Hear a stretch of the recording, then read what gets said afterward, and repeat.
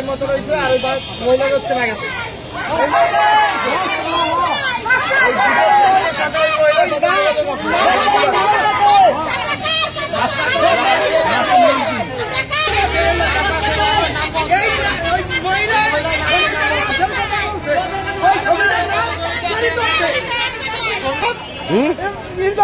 কথা বলছে ওই সংবিধান আসেন কিন্তু আপনার সবাই যান বাচ্চা উদ্ধার করে বাচ্চা চাই আমরা সকাল 6টা বাজে ধরা হয়েছে রুটি কলা কেনা হয়েছে কেনার পর উনি 500 টাকা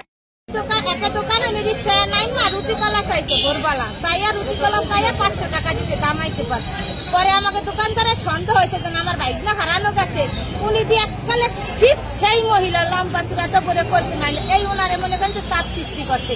বসাইয়া জিজ্ঞাসাবাদ করতে পার পরে ঠান্ডা মাথায় জিজ্ঞাসা তুমি যদি শিকার দাও তোমার সাইডা দিব তখন কইছে হ্যাঁ আমি বাচ্চা আমার ভিতরে আছে কিন্তু বাচ্চা আর একজনের রাতে হের কাছে বাচ্চা আমার কাছে নাই তাহলে ফোন করো ফোন কর লক খুললা দামা ঘাটে আমরা ফোন দেই কিন্তু উনি লক খুললা নাম্বারে ফোন দিই ফোন দিয়ে লাউড স্পিকারে জিজ্ঞাসা যে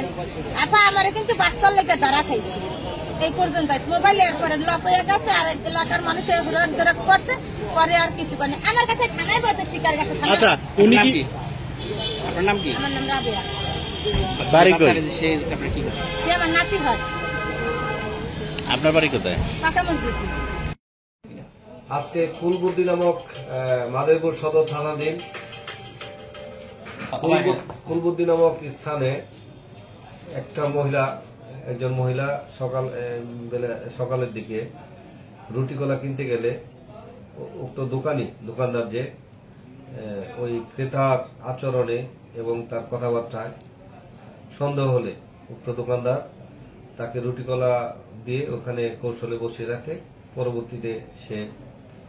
যে গত কিছুদিন পূর্বে যে হাসপাতালে যে একটা বাচ্চা চুরি হয়েছিল ওই বাচ্চার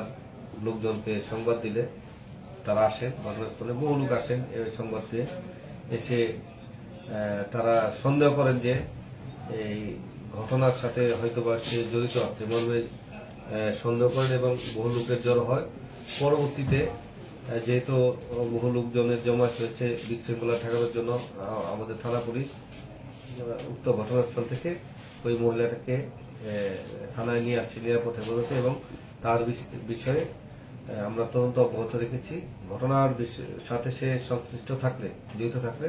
তার বিরুদ্ধে আইনানুগ ব্যবস্থা গ্রহণ করা হবে তাকে জিজ্ঞাসাবাদ অব্যাহত আছে